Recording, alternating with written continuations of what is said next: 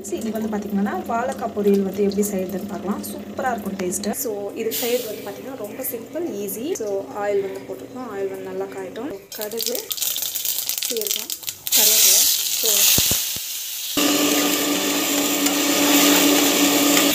இதில் வந்து பார்த்திங்கன்னா நம்ம வந்து கொத்தமல்லி அண்ட் தென் டமாட்டோ ரெண்டுத்தையும் போட்டு வந்து அரைச்சிருக்கிறோம். ஸோ இது வந்து பார்த்திங்கன்னா இது மாதிரி போடுறதுனால டேஸ்ட் வந்து செம்மையாக இருக்கும் இது.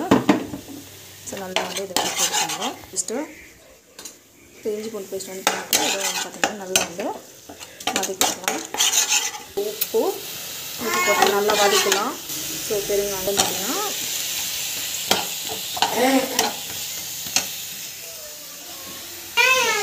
ஸோ இதை பார்த்திங்கன்னா நல்லா வதக்கணும். இது வந்து போடலாம். ஸோ இதை பார்த்திங்கன்னா நல்லா வந்து இப்படி கலக்கிடணும்.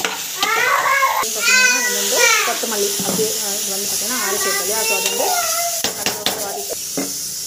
பார்த்திங்கன்னா சூப்பராக வந்து ரெடியாக இருக்குது. இது வந்து பார்த்திங்கன்னா டேஸ்ட் வந்து செம்மையாக இருக்கும்.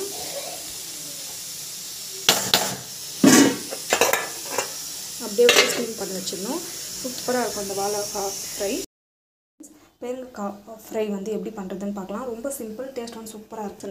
நான் வந்து குக்கரில் தான் வந்து செஞ்சுருக்கேன். ஸோ குக்கரில் வந்து தான் செய்ய போகிறேன். இது வந்து பார்த்திங்கன்னா தண்ணி வந்து போடலாம். தண்ணி போட்டு நல்லா வந்து காயட்டும். எண்ணெய் வந்து போட்டு நல்லா வந்து காயணும். ஸோ இது வந்து பார்த்திங்கன்னாக்கா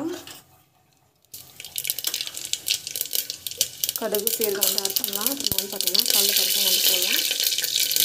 நெக்ஸ்ட் வந்து ஆனியன் வந்து போடுறோம். நல்லா வந்து வதங்கணும். ஸோ அந்த வந்து பார்த்திங்கன்னா நல்லா வந்து வதங்கணும். நெக்ஸ்ட் வந்து பார்த்திங்கன்னா டமாட்டோ வந்து ஆட் பண்ணலாம். டமாட்டோ ஆட் பண்ணிவிட்டு இதுவும் வந்து நல்லா வதங்கணும். ஸோ உப்பு வந்து ஆட் பண்ணலாம். உப்பு ஆட் பண்ணிட்டு நல்லா வந்து வதக்கணும்.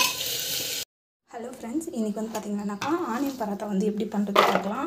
ஆனியன் போட்டுட்டு நெக்ஸ்ட் வந்து பார்த்திங்கன்னா பச்சை மிளகா போடணும், கொத்தமல்லி அண்ட் தென் இஞ்சி பூண்டு பேஸ்ட்டு கொஞ்சமாக அண்டு பெருங்காயம், மஞ்சள் பொடி, நம்ம வந்து பார்த்திங்கன்னா சால்ட் தேவையான அளவுக்கு சால்ட். ஸோ கடல மாவு, கரம் மசாலா ரெண்டுத்தையும் வந்து ஆட் பண்ணிட்டு போட்டுக்கிறோம். ஸோ இது வந்து டேஸ்ட் வந்து செம்மையாக இருக்கும். அது